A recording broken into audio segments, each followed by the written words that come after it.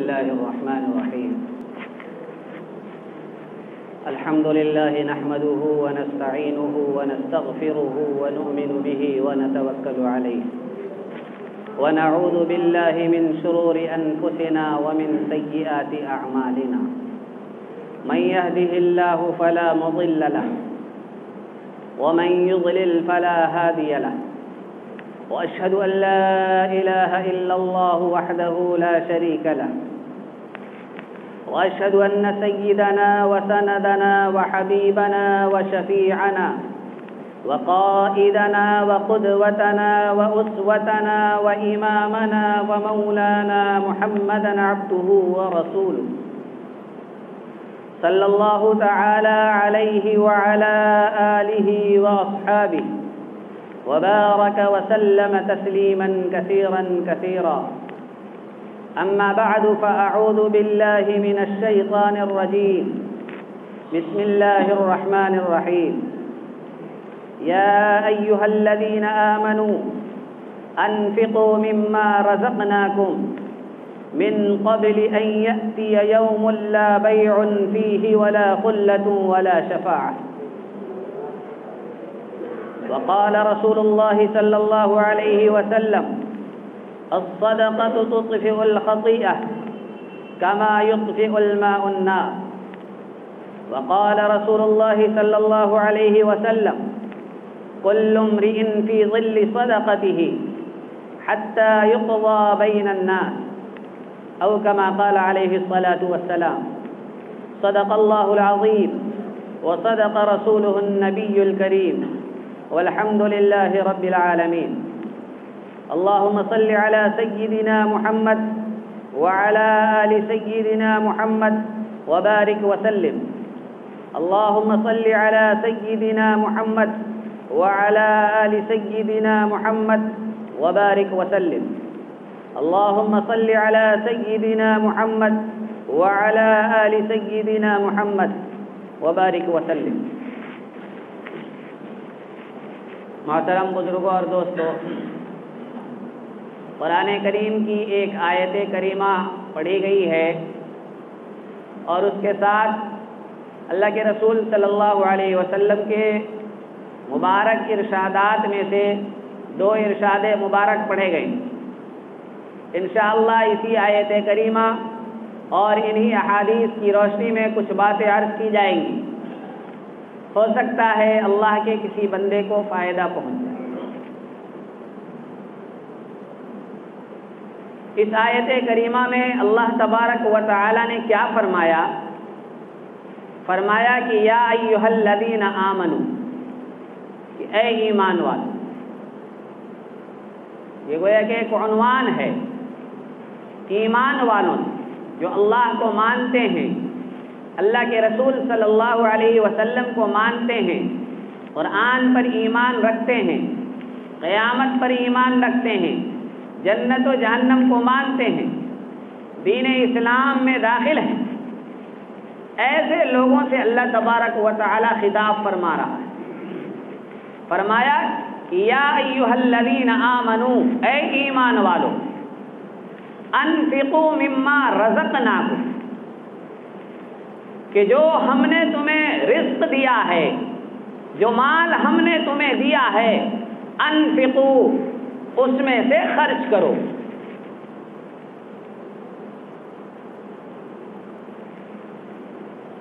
من قبل ان یأتی یوم، ورنہ اگر خرچ نہیں کرو گے پھر کیا ہوگا؟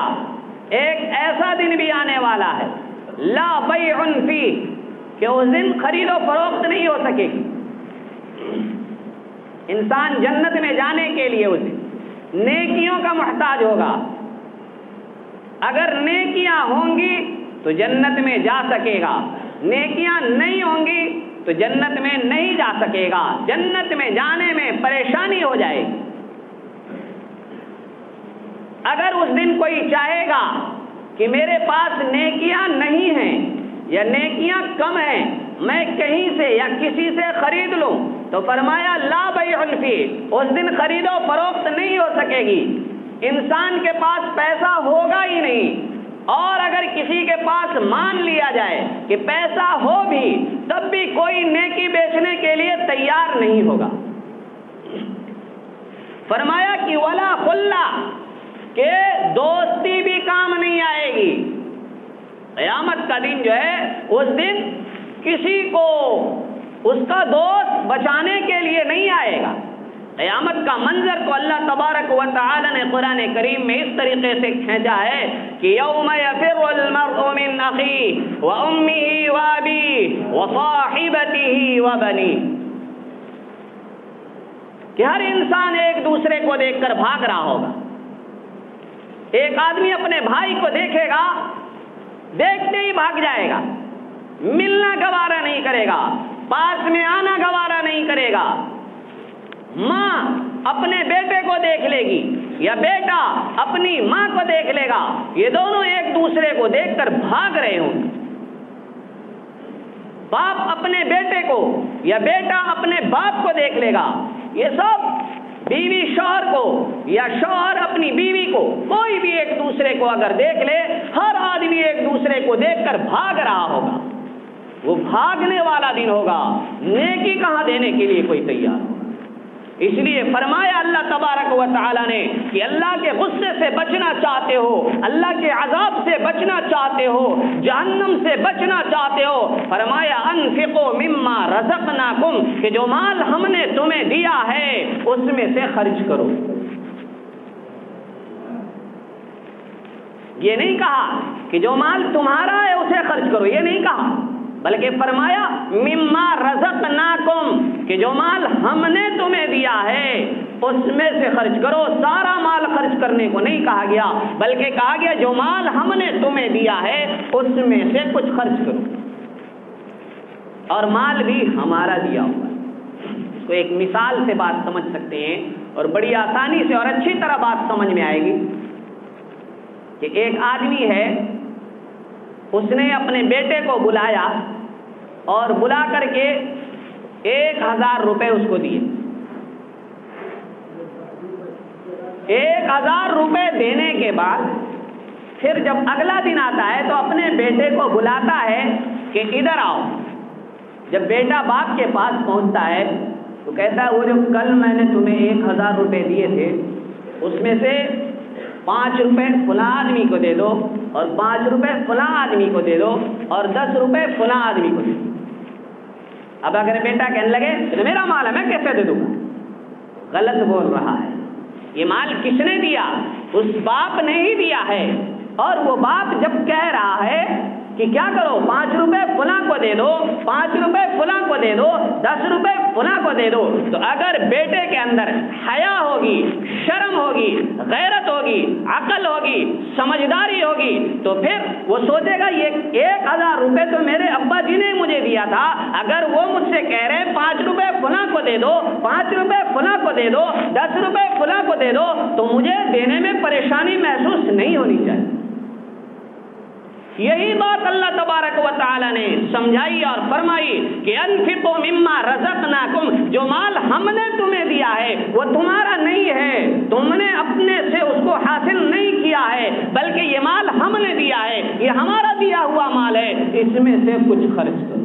5 روپے فلاں کو دے دو، 5 روپے فلاں کو دے دو، 5 روپے فلاں جگہ خرچ کرو، تو یہ مال تو ہم نے ہی دیا ہے، اب ہم ہی کہہ رہے ہیں۔ اب اگر کوئی خرچ کرنے میں پریشانی محسوس کر رہا ہے تو غلط محسوس کر رہا ہے۔ لیکن مال خرچ کرنا کوئی آسان کام نہیں ہے، مال خرچ کرنا بڑا ہی مشکل کام ہے۔ امام حاکم نیشاپوری رحمۃ اللہ علیہ نے المستدرک علی الصحیحین میں روایت نقل فرمائی، حضرت ابو ہریرہ رضی اللہ تعالی عنہ فرماتے ہیں کہ اشترى عثمان رضی اللہ تعالی عنہ من النبی صلی اللہ علیہ وسلم الجنت مرتين۔ حضرت عثمان رضی اللہ تعالی بڑے مشہور صحابی، ان کے بارے میں حضرت ابو ہریرہ رضی اللہ تعالیٰ عنہ کیا فرماتے ہیں کہ حضرت عثمان رضی اللہ تعالیٰ عنہ نے اللہ کے نبی صلی اللہ علیہ وسلم سے 2 مرتبہ جنت خریدی، 1 مرتبہ نہیں، بلکہ 2 مرتبہ حضرت عثمان رضی اللہ تعالیٰ عنہ نے اللہ کے نبی صلی اللہ علیہ وسلم سے جنت خریدی ہے. اور جنت خریدنے کے بہت سارے طریقے ہیں، بہت سارے اسباب ہیں، بہت سارے وسائل ہیں، بہت سارے ذریعے ہیں کہ ان اسباب کو، ان وسائل کو، ان ذریعوں کو اگر اختیار کرے، ان طریقوں کو اختیار کرے تو انسان اللہ سے جنت کو خرید سکتا ہے. چنانچہ رات کی تنہائی میں انسان سو رہا ہے، اٹھتا ہے بستر سے، وضو کرتا ہے، اللہ کے سامنے کھڑا ہو جاتا ہے، انتہائی خشوع اور خضوع کے ساتھ 2 رکعت نماز پڑھتا ہے اور اللہ کے سامنے روتا ہے، گڑ گڑاتا ہے، آنسو بہاتا ہے. ان 2 رکعت کے بدلے بھی انسان جنت خرید سکتا ہے. بڑی شدید گرمی پڑ رہی ہے، انتہائی شباب پر ہے گرمی. ایسے گرمی کے زمانے میں 16 گھنٹے کے روزے ہو رہے ہیں. ایسے گرم موسم میں جب بھوک اور پیاس ستاتی ہے انسان کو، ایسے موقع پر گرم دن میں انسان کیا کر رہا ہے؟ بھوک برداشت کر کے، پیاس برداشت کر کے صرف اللہ کے لیے روزہ رکھتا ہے. اس روزے کے بدلے بھی انسان جنت خرید سکتا ہے. ایک مسکین ہے، ایک یتیم ہے، بڑا ہی پریشان حال ہے، بڑا ہی تنگ دست ہے. انسان اس یتیم کے سر پر دست شفقت پھیرتا ہے، انسان یتیم کے سر پر شفقت کا ہاتھ پھیرتا ہے، اس کی اشک شوئی کرتا ہے، اس کے ساتھ شفقت، مہربانی اور رحم دلی کے ساتھ پیش آتا ہے. اس عمل کے بدلے میں بھی انسان جنت خرید سکتا ہے. کسی مسلمان سے ملاقات ہوتی ہے، اس کے ساتھ مسکراتے ہوئے چہرے کے ساتھ ملتا ہے، انسان مسکرانے کے عمل سے بھی جنت خرید سکتا ہے. حضرت عثمان رضی اللہ تعالیٰ عنہ نے نبی صلی اللہ علیہ وسلم سے 2 مرتبہ جنت خریدی. انہوں نے کون سا طریقہ اختیار کیا؟ جنت خریدنے کے لیے کون سا طریقہ اختیار کیا؟ حضرت ابو ہریرہ رضی اللہ تعالیٰ عنہ فرماتے ہیں پہلی مرتبہ انہوں نے جنت تب خریدی حین حفر بئر رومہ. فرمایا کہ مدینے میں میٹھے پانی کا کوئی کنواں نہیں تھا، صرف ایک کنواں تھا، اس کا نام تھا بئر رومہ. بئر کہتے ہیں عربی میں کنویں، اور رومہ اس کا نام تھا، تو بئر رومہ کہلاتا تھا. وہ ایک یہودی کی ملکیت، وہ کنواں ایک یہودی کا تھا. اور یہودی کیا کرتا تھا؟ کسی کو بھی فری میں پانی نہیں دیا کرتا تھا، بلکہ اگر کوئی پانی لینے کے لیے آتا تو 1 ڈول کی قیمت متعین تھی کہ اتنے روپے میں 1 ڈول پانی، اور بڑے مہنگے داموں میں. جیسے ایک بسلری کی بوتل آپ خریدتے ہیں 10 روپے 15 روپے، ٹرین میں جائیے 20 روپے تک ایک بسلری کی بوتل 1 لیٹر پانی 20 روپے میں بیچ رہے. آپ سوچئے وہ یہودی جب پورے مدینے میں اور کوئی میٹھے پانی کا کنواں تھا ہی نہیں، کیسے ناجائز فائدہ اٹھا رہا ہو؟ کیوں؟ جس کو بھی میٹھا پانی لینا وہیں آنا ہے، اس کے علاوہ اور کوئی دوسرا آپشن اس کے پاس نہیں ہے، کہاں جائے؟ اسی لیے پورا فائدہ اٹھا رہا تھا اور بڑے مہنگے داموں پانی بیچا کرتا. مسلمان بھی جب مدینے میں بہت سارے لوگ وہاں کے مسلمان ہوئے، بہت سارے مکہ سے ہجرت کر کے مدینہ پہنچے، پانی پینے کے لیے بڑے پریشان تھے. مسلمانوں نے بھی اللہ کے نبی صلی اللہ علیہ وسلم سے شکایت کی. وہاں کے رہنے والے کافر بھی اس یہودی سے پریشان تھے، مسلمان بھی پریشان تھے.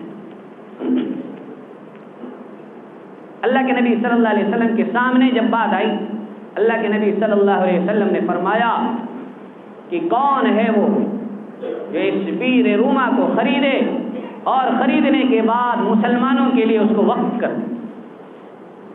جو شخص بئر رومہ کو خریدے گا اپنے پیسوں سے اور اس پیسے سے خرید کر کے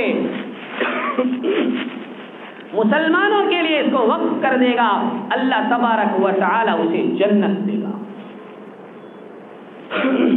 حضرت عثمان رضی اللہ تعالیٰ عنہ کھڑے ہوتے ہیں اور اس یہودی کے پاس پہنچتے ہیں، اس سے بات کرتے ہیں کہ تم اس کنویں کو بیچ، اگر تم تیار ہو تو میں خرید لوں گا. یہودی تیار نہیں تھا بیچنے. کیوں؟ وہ سوچ رہا تھا میری تو آمدنی ختم ہو جائے گی. بڑی بات چیت کے بعد، بڑی منت سماجت کے بعد تیار ہو گیا اور کہا کہ میں آدھا بیچوں گا، پورا کنواں نہیں بیچوں گا، آدھا بیچوں گا، آدھا کنواں آپ کا ہوگا اور آدھا کنواں میرا ہوگا. حضرت عثمان رضی اللہ تعالیٰ نے کہا ٹھیک ہے، آدھا ہی بیچ. اس نے پھر کیا کیا، آدھا کنواں بیچ دیا. اب آدھا کنواں کس طریقے سے لیا جائے؟ تو دونوں میں یہ طے پایا کہ ایک دن اس کا پانی آپ لیں گے اور ایک دن اس کا پانی میرا ہوگا. حضرت عثمان رضی اللہ تعالیٰ نے کہا کہ ٹھیک ہے، اچھی بات ہے. جب اس یہودی کی باری آئی، پہلا دن ہوا تو یہودی نے معمول کے مطابق پانی بیچا. دوسرا دن حضرت عثمان رضی اللہ تعالیٰ عنہ کا ہے، حضرت عثمان رضی اللہ تعالیٰ عنہ نے ہزار روپے خرچ کر کے وہ کنواں خریدا تھا. حضرت عثمان رضی اللہ تعالیٰ نے فری کر دیا کہ جس کو چاہے، کوئی کافر ہو چاہے مسلمان ہو، آج کے دن ہر آدمی کو فری میں پانی ملے. جب یہودی کا نمبر آتا وہ بیچتا، اور جب حضرت عثمان رضی اللہ تعالیٰ عنہ کا نمبر آتا فری میں سب کو پانی دیا کرتے. 2-4 مرتبہ کے بعد لوگوں کو اندازہ ہو گیا کہ حضرت عثمان رضی اللہ تعالیٰ کیا کرتے ہیں، فری میں پانی دیتے ہیں. اب لوگوں نے کیا کیا کہ جس دن حضرت عثمان رضی اللہ تعالیٰ عنہ کا نمبر ہوتا اور فری میں پانی بانٹ رہے ہوتے تھے، فری میں پانی ہر ایک آدمی کو دے رہے ہوتے تھے، تو حضرت عثمان رضی اللہ تعالیٰ کے باری والے دن ہی لوگ پانی آ کر کے لیا کرتے تھے اور اتنا لے لیتے تھے کہ 2 دن کام. اور جب یہودی کا نمبر ہوتا، ایک آدمی بھی، نہ کوئی کافر، نہ کوئی ہندو، نہ کوئی مسلمان، کوئی نہیں جاتا تھا خریدنے کے لیے، بلکہ ہر آدمی اگلے دن پانی دیا کرتا تھا اور فری میں حاصل کیا کرتا تھا. اس دن جب یہودی نے دیکھا یہ تو معاملہ بگڑ گیا، اب کیا کیا جائے، اب وہ خود حضرت عثمان رضی اللہ تعالیٰ کے پاس آتا ہے اور کہتا ہے کہ باقی جو آدھا رہ گیا وہ بھی آپ خریدیں. حضرت عثمان رضی اللہ تعالیٰ کا یہ تو میں پہلے ہی کہہ رہا تھا کہ پورا ہی بیچ دو، تم تیار نہیں تھے، ٹھیک ہے لاؤ باقی آدھا بھی مجھے دے دو. اس طریقے سے حضرت عثمان رضی اللہ تعالیٰ نے وہ پورا کنواں خریدا اور اس طریقے سے اس کو سارے مسلمانوں کے لیے وقف کر دیا. یہ کنواں آج بھی موجود ہے. حاجی لوگ حج کرنے جاتے ہیں، عمرہ کرنے والے لوگ عمرہ کرنے جاتے ہیں، آج بھی جا کر کے اس کنویں کا پانی پی کر کے آتے ہیں، بلکہ بہت سارے لوگ بوتل میں بھر کے لاتے ہیں. اور دیکھیے کس زمانے میں، آج سے 1450 سال پہلے حضرت عثمان رضی اللہ تعالیٰ نے ایک کنواں خریدا ہے، اپنے پیسوں سے وقف کیا ہے. آج بھی لوگ اس کنویں سے فائدہ اٹھا رہے ہیں، آج بھی لوگ اس کنویں سے پانی پی رہے ہیں، پانی پی رہے ہیں. پیاس میری بجھ رہی ہے، پیاس ان لوگوں کی بجھ رہی جو اس پانی کو پی رہے ہیں، اور ثواب حضرت عثمان رضی اللہ تعالیٰ کے نام اعمال میں لکھا جا رہا ہے. حضرت عثمان رضی اللہ تعالیٰ نے کنواں خریدا، پیسہ خرچ کر کے خریدا اور جنت اللہ کے نبی صلی اللہ علیہ وسلم سے خریدی.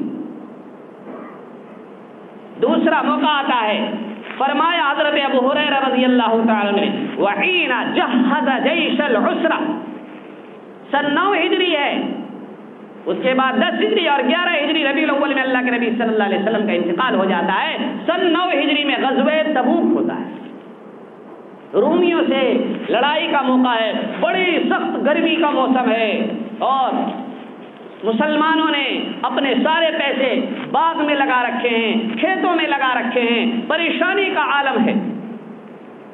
اللہ کے نبی صلی اللہ علیہ وسلم اس جنگ کے لیے، اس غزوے کے لیے، اس لڑائی کے لیے صحابہ کے درمیان اعلان کرتے ہیں کہ سب جس کے پاس جو بھی ہے، جس کی جتنی حیثیت ہے، جس کی جتنی وسعت ہے، سب اس غزوے کے لیے، اس لڑائی کے لیے، اس جنگ کے لیے پیسے لا کر کے جمع کریں. حضرت عثمان رضی اللہ تعالیٰ نے اتنا پیسہ خرچ کیا، اتنا پیسہ خرچ کیا، اتنا پیسہ خرچ کیا کہ اللہ کے نبی صلی اللہ علیہ وسلم نے اعلان فرمایا کہ آج کے بعد اگر عثمان کوئی عمل نہیں کریں گے تب بھی ان کا کچھ نہیں نقصان ہوگا، بلکہ پھر بھی وہ جنت میں جائیں گے. تو حضرت عثمان رضی اللہ تعالیٰ، جنت خریدنے کے بہت سارے طریقے ہیں، لیکن حضرت عثمان رضی اللہ تعالیٰ نے 2 مرتبہ اللہ کے نبی صلی اللہ علیہ وسلم سے جنت خریدی، اور دونوں مرتبہ جنت خریدنے خریدنے کے لیے انہوں نے کون سا طریقہ اختیار کیا؟ پیسہ خرچ کیا، مال خرچ کیا۔ کیوں؟ اس لیے کہ مال خرچ کرنا آسان کام نہیں ہے، مال خرچ کرنا بہت مشکل کام ہے، بہت مشکل کام ہے، بہت مشکل کام ہے۔ اس مشکل کام کو جو کرتا ہے اللہ تبارک و تعالی اس کے لیے جنت کو واجب کر دیتا ہے۔ مال خرچ کرنا کیوں مشکل کام ہے؟ اس لیے کہ انسان کے دل میں مال کی شدید محبت ہے، اور ایسا نہیں ہے کہ یہ کوئی فطرت کے خلاف نہیں، انسان کی فطرت یہی ہے کہ انسان کے اندر مال کی محبت ہونی چاہیے۔ اگر کوئی آپ سے کہتا ہے کہ میرے اندر مال کی محبت ہے، جھوٹ کہتا ہے، جھوٹا ہے وہ، کیونکہ اللہ تبارک و تعالی نے قرآن میں فرمایا وَتُحِبُّونَ الْمَالَ حُبًّا جَمًّا، کیا فرمایا کہ وَتُحِبُّونَ الْمَالَ حُبًّا جَمًّا، کہ تم لوگ، انسانوں سے اللہ نے خطاب کیا اور کہا کہ تم لوگ مال سے بے انتہا محبت کرتے ہو۔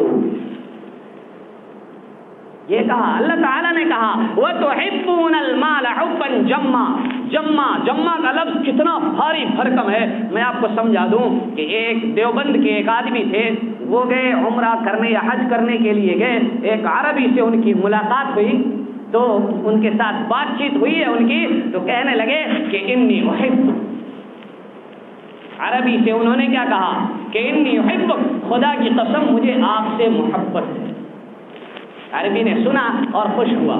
اس کے بعد اس دیوبند کے رہنے والے آدمی نے کیا کہا کہ واللہ انی احبک حبا جما، یہ جمع کا لفظ استعمال کیا، واللہ انی احبک حبا جما، کہ خدا کی قسم مجھے آپ سے بے انتہا شدید قسم کی محبت ہے۔ وہ عربی بیٹھا ہوا تھا، کھڑا ہو گیا اور کھڑے ہو کر کے اس کو سینے سے لگا لیا، پیشانی پر بوسہ دیا اس جملے کو سننے کے۔ کتنا بھاری بھرکم جملہ ہے کہ وہ عربی اپنے اوپر کنٹرول نہیں رکھ سکا، بلکہ کھڑے ہونے پر مجبور ہو گیا اور اس کو سینے سے لگا کر کے پیشانی پر اس نے بوسہ دیا کہ اتنی محبت کا اظہار کیسے کر رہے ہو تم میرے۔ اللہ تبارک و تعالی فرما رہے ہیں انسانوں سے کہ وَتُحِبُّونَ الْمَالَ حُبًّا جَمًّا، کہ تمہارے اندر مال کی شدید انتہا بے انتہا محبت۔ اسی طریقے سے فرمایا وَإِنَّهُ لِحُبِّ الْخَيْرِ لَشَدِيدٌ، فرمایا وَإِنَّهُ لِحُبِّ الْخَيْرِ لَشَدِيدٌ، کہ انسان کے اندر مال کی محبت بڑی شدید قسم کی ہے، بڑی سخت قسم کی ہے۔ تو فطرت یہی ہے انسان کی، انسان کی فطرت ہی یہی ہے۔ اللہ کے نبی صلی اللہ علیہ وسلم نے بھی انسان کی فطرت کو بیان فرمایا، کہا کہ اگر انسان کے پاس دو وادی سونے کے ہوں گے، دو وادی اگر کسی کے پاس سونے کے ہوں گے، لبتغا ثالثا، تب بھی وہ تیسری وادی کو چاہے گا کہ اب تیسری وادی بھی میرے پاس سونا بھر کے ہو جائے۔ دیکھتے نہیں ہیں، ایک دکان ہو تو دوسری دکان چاہتا ہے، دو دکان ہو تیسری دکان چاہتا ہے، تین دکان ہو چوتھی دکان چاہتا ہے۔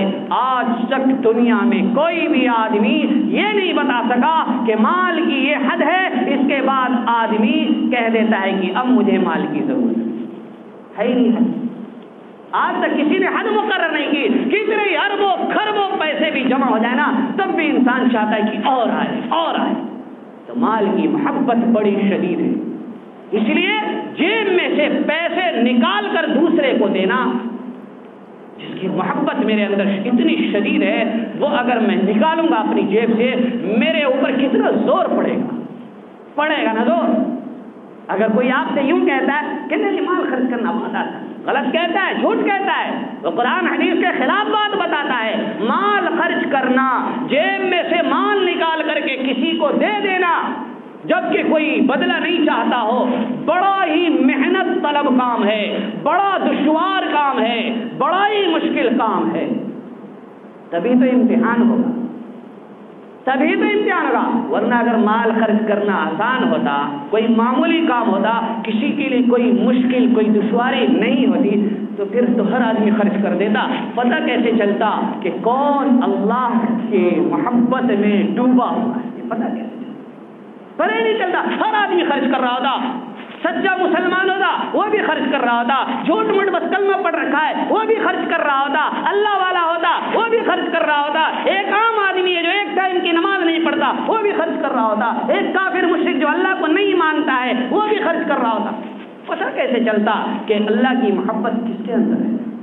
اسی لیے مال کی محبت اللہ نے پہلے انسان کے دل کے اندر رکھی، فطرت کے اندر جب انسان کو پیدا کیا تبھی اس کے دل میں اللہ نے مال کی محبت کوٹ کوٹ کے بھر دی ہے، بے انتہا اور شدید قسم کی محبت ڈال دی۔ اس کے بعد پھر اللہ نے کہا اب لاؤ مال لاؤ، اب مال لاؤ۔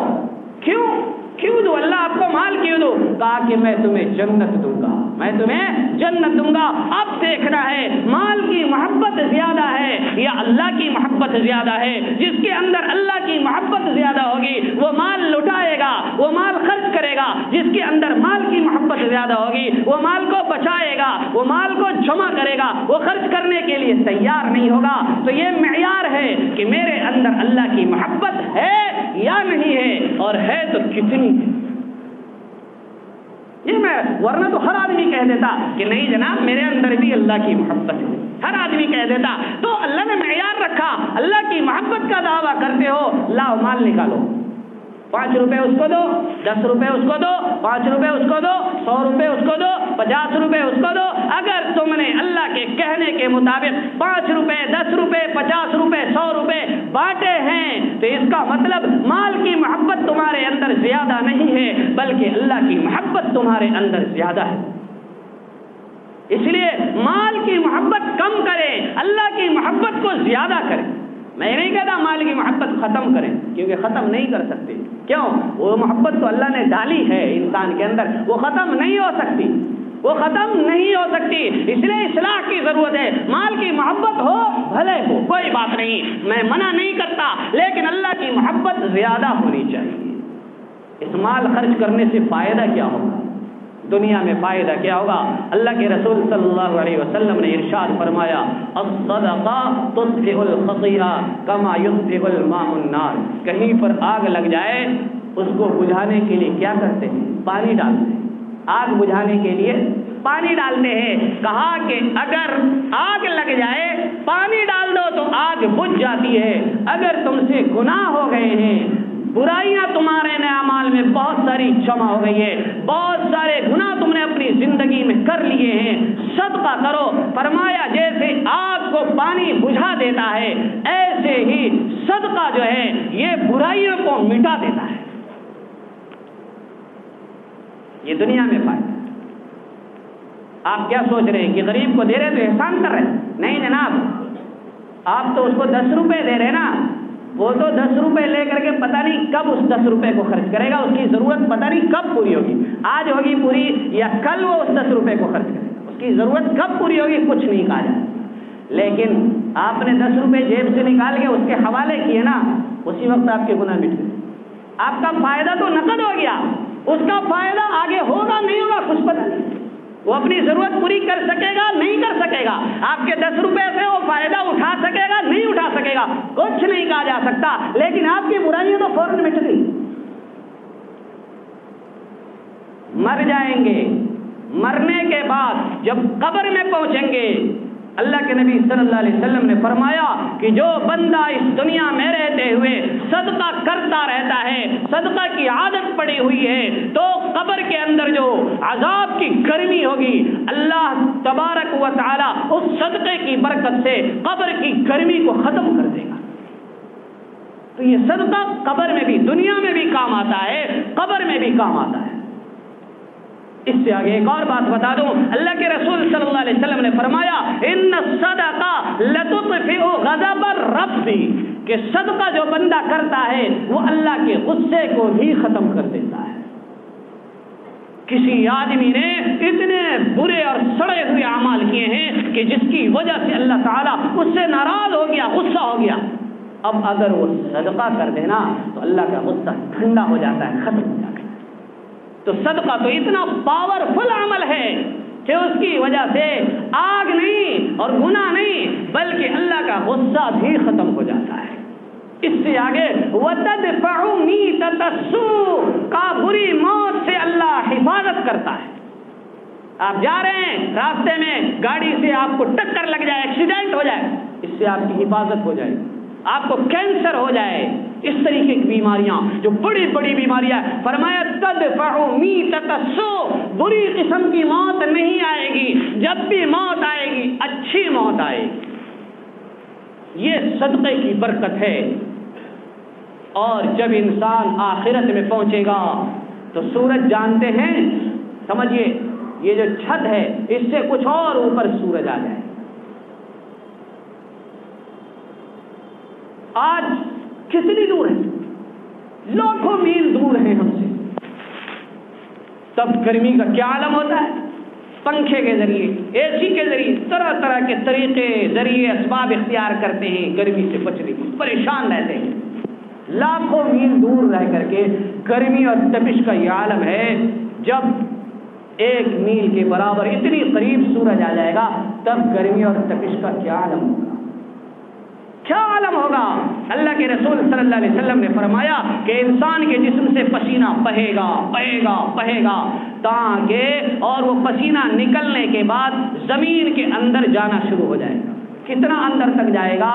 فرمایا 70 ہاتھ اندر تک پسینہ چلا جائے گا، اور اس کو بھرتا بھرتا بھرتا آئے گا، اور پھر کوئی انسان گناہگار اتنا ہوگا کہ اس کے ٹخنے تک پسینہ پہنچے گا، کسی کے گھٹنے تک پہنچے گا، کسی کی کمر تک پہنچے گا، کسی کے سینے تک، کسی کی گردن تک۔ فرمایا بعض تو اپنے پسینے میں ہی ہوتا رہا ہے، اتنا پسینہ بہے گا۔ اللہ کے رسول صلی اللہ علیہ وسلم فرماتے کل امرئ فی ظل صدقتہ حتی یقضی بین الناس۔ کیا فرمایا کہ کل قیامت کے دن جب سورج اتنے قریب آ جائے گا کہ گرمی سے ہر آدمی پریشان ہوگا، فرمایا کل امرئ فی ظل صدقتہ، جو بندہ، جو انسان، جو ایمان والا دنیا میں صدقہ کرتا ہوگا وہ اپنے صدقے کے سائے میں ہوگا۔ صدقہ جو ہے بادل بن کے، سائبان بن کے اس کے سر کے اوپر کھڑا ہو جائے گا اور رہے گا حتی یقضی بین الناس، جب تک تمام لوگوں کے درمیان فیصلہ نہیں ہو جائے تب تک یہ سایہ باقی رہے گا۔ اس سے آگے ایک بات بتا دوں، باکروا بالصدقہ، اللہ کے رسول صلی اللہ علیہ وسلم نے فرمایا صبح اٹھو سب سے پہلے صدقہ کیا کرو، صبح اٹھو سب سے پہلے صدقہ کیا کرو۔ اللہ کے رسول ٹھیک ہے صبح اٹھتے میں صدقہ کروں گا، فائدہ کیا ہوگا؟